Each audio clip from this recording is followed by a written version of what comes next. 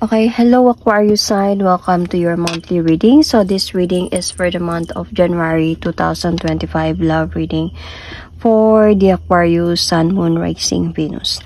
So Aquarius, hindi lahat ng Aquarius maka-resonate sa reading na to, okay? Takes what resonates and leave the rest. Cross-watchers, pwedeng kayo to at hindi sila Aquarius sign. So put yourself in a situation kung saan kayo naka-resonate. Aquarius, kung hindi kayo naka-resonate dito, please do check your other placement. Your Sun, your Moon, your Rising, your Venus sign, dahil pwedeng doon kayo maka-resonate at hindi dito. Pwedeng doon kayo mag-start and continue dito. So, just really watch all your placement signs. Like, at least, especially your Moon sign. So, let's start. Aquarius, Sun, Moon, Rising, Venus. What is happening right now? And ano yung pwedeng mangyari this month of January 2025? Love reading. So, I'm going to pull an oracle card, Island Time Wellness oracle card for the Aquarius people. Keys on a ring. So, many options. This is now. So, many option or decision, unconventional string along one night stand. Aquarius. So, let's see. A situation. Another situation from another oracle card. Situation, oracle card.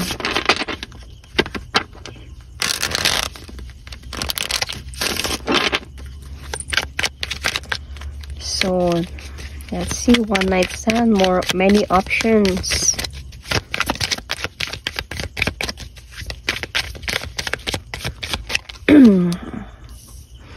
Come together, reconciliation, spiritual union, soul contract.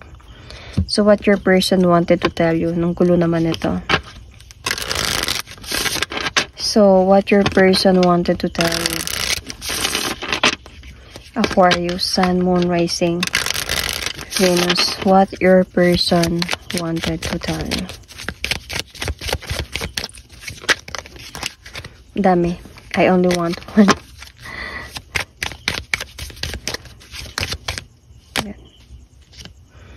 Two. Okay, fine. I can't stop thinking about you and I hide behind material things. Kaya pala many options. Kaya pala many options kasi I hide behind material things. So might be this person, very materialistic, pero na-in-love siya sa'yo. Kumbaga, might be this person, feeling ko itong person na to is someone before kanya nakilala, Aquarius, is someone very playfulness and very might be sabihin natin na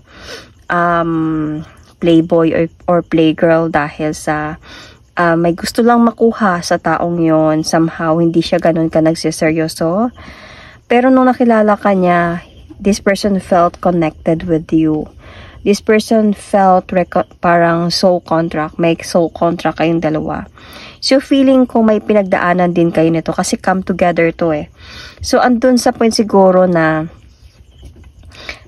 isa ka sa option niya na ganito yung gagawin niya. But this person never thought na ma-in-love siya sa'yo. Kaya, this person can't stop thinking about you because this person want a reconciliation with you kasi na-in-love talaga siya sa'yo. So, pwedeng ganun yung story dito. Let's see, Aquarius.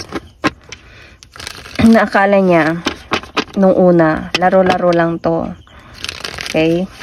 Parang may gusto lang siya kunin sa'yo or gagamitin ka lang niya, you know, for something.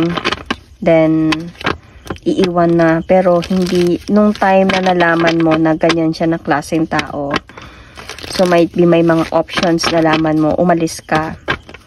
Then, doon na siya nag-umpisa na, uy, hindi ko makalimutan this Aquarius. So, let's see. Ano ba yung nangyari ngayon? Ano nangyayari ngayon sa inyo, Aquarius?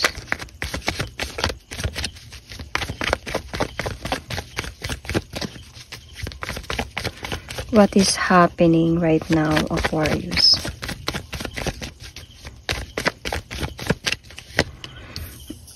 See? Sobra kang nasaktan sa mga nangyari, Aquarius. Hindi kayo nag-uusap ngayon. Kaya nga I can't stop thinking about you. You are not talking right now, but this person really want to offer you new beginning. Parang gusto niya magbago para sa'yo. Wow. Parang gusto niya magbago para sa'yo. Pero ikaw kasi sobra kang nasaktan sa nangyari, sa nalaman mo, sa ginawa niya sa'yo. So, kaya hindi kayo nag-usap, hindi mo siya kinausap. Nung itong person na to na-realize niya na mahal ka niya, na-realize na willing siya to take the leap of faith towards a new beginning with you, to change for you. Hindi na siya nakakatulog sa gabi thinking about you. Kaya nga, I can't stop thinking about you. Kasi hindi na siya nakakatulog. Parang andun siya sa point na gusto niya mag-decide na i-end niya na tong cycle na ginagawa niya for you para mag-focus na siya sa'yo, makipagbalikan. This person really felt spiritual union with you. This is might be a soulmate, could be twin flame or something, soul contract. Basta naramdaman niya talaga to sa'yo and pinagsisihan niya yung mga bagay na nagawa niya sa'yo talaga. So, let's see. Bakit niya na-realize na mahal ka niya? Bakit? Anong nagawa mo para ma-realize niya na ikaw yung mahal niya, na gusto niyang bumalik sa'yo, na hindi siya makakatulog sa'yo, dahil sa'yo? So, anong dahilan ng parang gusto niyang magbago na dito dahil sa'yo?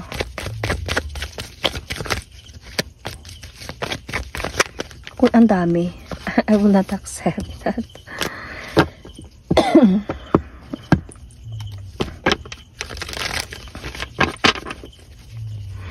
So, ano yung pwedeng reason dito?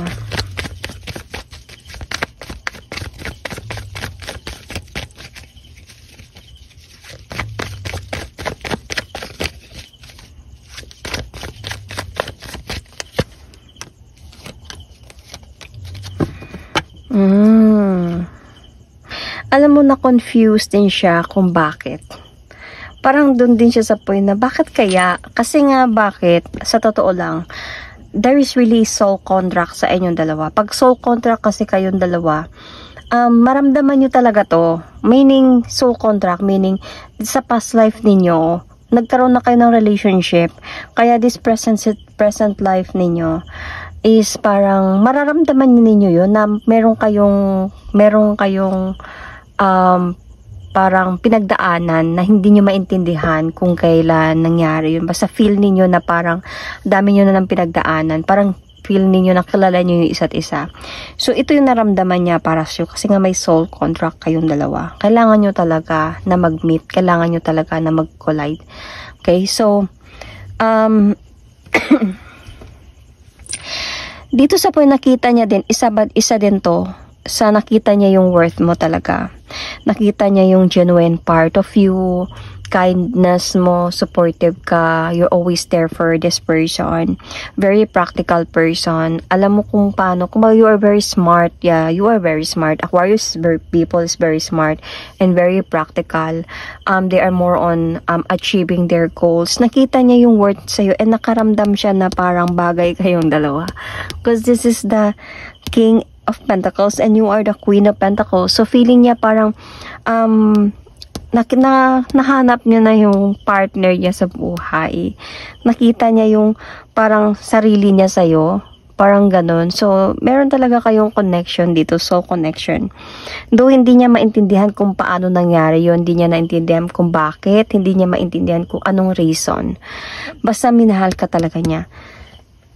And gusto niya talaga na even to offer you marriage, to offer you new beginning, and andun siya sa panakita niya din talaga yung pagmamahal mo. Kung pagka bagay na bagay ka para sa kanya na to have a family with him or with her, to build a family one day. So pinag-isipan niya talaga to ng mabuti. Alam mo, nung nag-soul searching siya talaga dito, is dito niya na-realize kung gaano kakahalaga sa buhay niya. nung time na hindi na umalis ka na sa sitwasyon na to. Kaya this person will really come back to you. This person really came back or wanted to come back to offer you commitment, goals together, and pag-aayos talaga. Pinag-isipan niya to ng mabuti.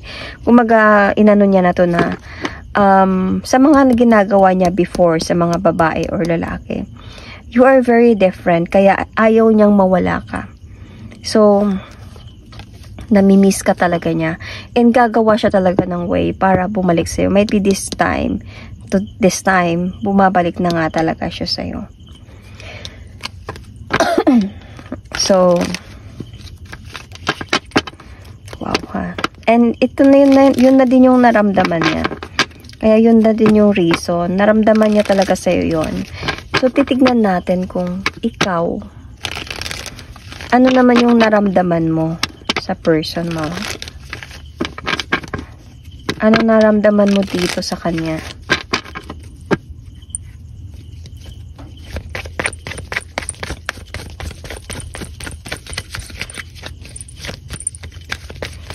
Ano yung nararamdaman mo, Aquarius, sa taong ito?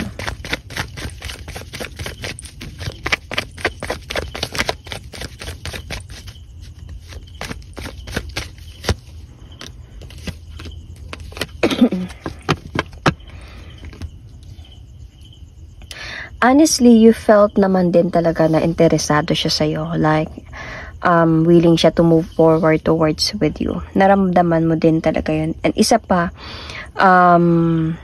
yung promise niya sa'yo. Naramdaman mo din na how strong that promise is. Na parang seryosong-seryoso siya sa gusto niya mangyari. Ang problema kasi dito, nag-away kayong dalawa. Hindi kayo nagkaunawaan because of what you might be you notice and ano yung nalaman mo about sa ginagawa niya sa buhay niya. So, before, siguro feeling ko ganito, nung naging kayo na, nung una, syempre ganun, para sa kanya wala lang yun. Pero nung kalaunan, nagseryoso na siya sa'yo. Pero the thing here, feeling ko, nagkaroon ng, might be someone na nakapagsabi sa'yo, ay, playboy masyado yan, or playgirl masyado yan. Ito naging girlfriend niya to. Ito naging ganito, niloko lang niya yan, ginamit niya lang yan. Something, may nalaman ka. So, nabad trip ka dito, nasaktan ka, na baka ganun din yung ginawa niya sa'yo. Pero siguro feeling ko during your relationship, kalaunan, hindi na niya ata ginagawa yun. Parang nag-focus niya na yun. Kasi feel mo yun eh. Feel mo yung promise niya. Nakita mo na willing naman siya to move forward towards with you. Na-disappoint ka lang talaga. Because nga sa pagiging, pagkaroon niya ata ng other person, pagiging, yun nga, materialistic niya na tao sa iba. And, ganun sa, pag mayroong mga option, another option, mga iba-ibang option. Then, dito ka na bad trip, nawalan ka ng gana, nawalan ka ng hope, hindi mo na-appreciate yung relasyon ninyo na ganito, na may be also na maiisip mo, or sorry, may be siguro iniisip mo din na gagawin niya din to sa akin, parang baka magkakaproblema ako dito. So, dumating sa point na ganun, naipit ka sa sitwasyon kung totoo ba tong pagmamahalan na to, totoo ba tong relasyon na to, hahantong ba to sa future, like to build a family, to have a successful relationship or not. Kaya napaisip ka dito na ayaw mo ng ganito. Nung nalaman mo, syempre nagkaroon kayo ng arguments, nagkaroon sa'yo ng clarity. Pero yun nga sabi ko, during that time, inaayos niya na sana yung sarili niya. Pero huli na, parang feeling ko huli na yung lahat. Kasi hindi pa niya inamin sa'yo eh. Hindi niya inamin sa'yo, nalaman mo lang. So, let's see ano yung pwedeng mangyari for this month of January 2025. Sa relationship nito ngayon na bumabalik siya sa'yo to prove you na totoo talaga yung nararamdaman niya na pagmamahal para sa'yo. Ang dami. Only one. So, ano yung pwede mo yan? Let's see a situation from this timeline. Island Time Wellness Oracle card.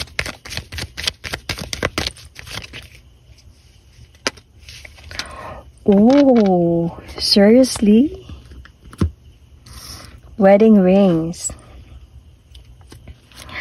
Union, marriage, soul connection, soul contract, soul connection. Okay. Eternal love, everlasting promises. Wow, Aquarius ha.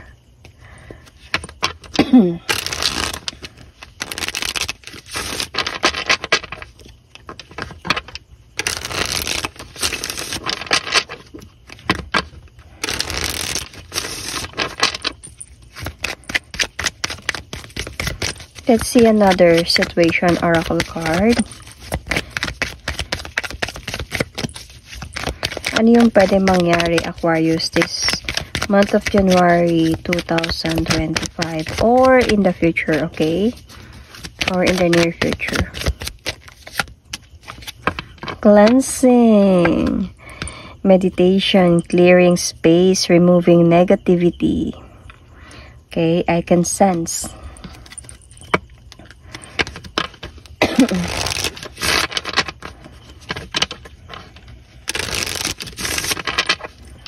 So, parang this January 2025, yung person na to, person mo, Aquarius, magkakaroon siya ngayon ng New Year's resolution. Magbago na ako. Kumbaga, i-cleanse niya na yung sarili niya into positivities. Tatanggalin niya na yung mga negativity sa kanya. I knew exactly what I was doing. So, Aquarius, sabi niya, alam ko yung ginagawa ko. Ikaw talaga yung mahal ko. Sure ako dyan. Ramdam ko yun. Kaya, kahit papakasalin kita, papakasalan talaga kita. Kasi alam ko yung ginagawa ko. So, una, aayusin niya muna yung sarili niya. Yung ika-cleanse niya muna yung negativity sa sarili niya. And, we're going to try to prove you might be more na hindi niya nagagawin yung mga ginagawa niya before. So anyway, Aquarius, hindi ako nakapag-mention ng zodiac sign, right? Aquarius, Libra, Gemini, Capricorn. You might have a Capricorn in your sign. Okay, chart, check your placement. Cancer, Scorpio, Pisces, Aries, Sagittarius, Leo, Capricorn, Virgo, Taurus, Sun, Moon, Rising, Venus.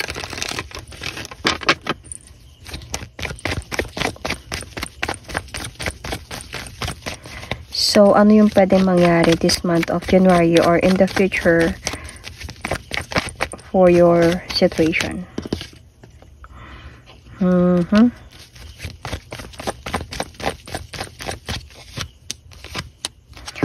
Okay.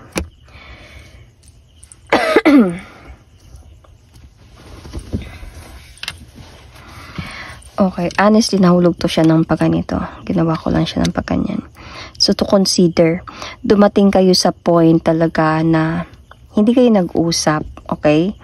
Kumbaga, dumating sa point na kumbaga binaliwala mo yung pagbabalik sa kanya. Ay, pagbabalik niya sa'yo.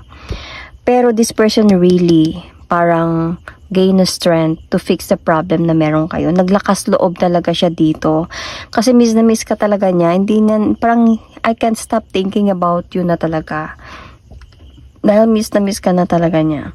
Nagplano talaga siya dito ng anong gagawin niya. Gumulo talaga to sa isipan niya. You know, alam niya kasi talaga na naging unfair siya sa'yo. Alam niyang kasalanan niya yun. And alam niyang kailangan niyang gumawa ng way para maniwala ka sa kanya. Hindi lang sa maniwala para bumalik din yung pagmamahal mo sa kanya. Kasi andun sa point na nakita niya talaga sa'yo yung compatibility. And alam niya naman, carry naman na alam niya na yung nararamdaman mo para sa kanya. Kumbaga, para sa kanya, andun sa point na alam niya mahal niya ako, mahal ko din siya. So, alam ko magkakaroon din to ng progress. Kaya, willing ako na magbago, cleansing, ayusin ko yung sarili ko. And maglalakas loob talaga ako dito na ayusin namin yung sitwasyon namin. So, feeling ko on your part, ikaw to na medyo urong-sulong. So, kakausapin mo siya na hindi mo siya kakausapin. Urong-sulong sa mga, sometimes, you just really wanted to push this person away. Pero feeling ko kasi dito, kasi hindi ka sure eh, kung this time totoo na ba to? Or gusto niya lang talaga kung bumalik dahil may kailangan lang talaga siya sa akin. Or something, baka, ano ba gusto niya sa akin? Pera lang ba or what? So, nag-iisip ka talaga dito. Aquarius, kung totoo na ba to. Pero pinakita ata din sa'yo ng person na to na willing na talaga siya na magbago, ayusin ang lahat. Kaya nga dito, willing siya even pakasalan ka, Aquarius. Marriage card. So beautiful. Willing siya talaga dahil happy siya pagdating sa'yo. And willing siya na tuldukan yung mga dapat tuldukan sa buhay niya. Tuldukan yung mga pagkakamali na ginagawa niya. So, alam niya na, of course, alam niya na hindi siya sure about anything, you know, hindi niya naman hawak. Pero, nasa kanyang desisyon naman yun. Desisyon niya, kaya desidido naman kasi talaga siya. Nakita niya yung worth mo. Supporta naman siya sa'yo sa kung ano man yung pwede magiging desisyon mo. Ando siya sa point na hindi lang talaga siya titigil hanggat sa hindi mo siya patatawarin at hindi mo siya pagbigyan. So, hindi siya titigil talaga. Kahit nandun siya sa point na pinapagbigyan ka niya, minsan ayaw mo siyang kausapin.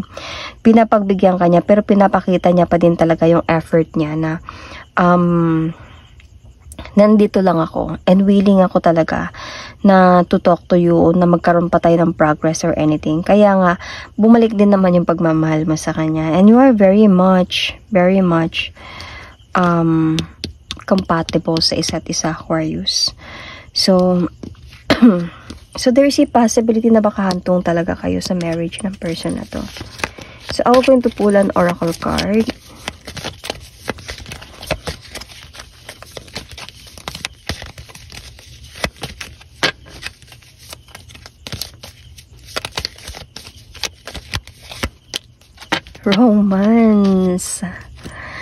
Romance, Cupid arrow strike. So this is really meant to be. This reading is a meant to be reading. Soul connection na reading, soulmate connection, soul contract, whatsoever. Tinadhana kayo para sa isa't isa. That is my reading for you. So I can see Taurus sign, okay? I can see Leo sign. So I can see Libra sign as well. Sun, Moon, Rising, Venus.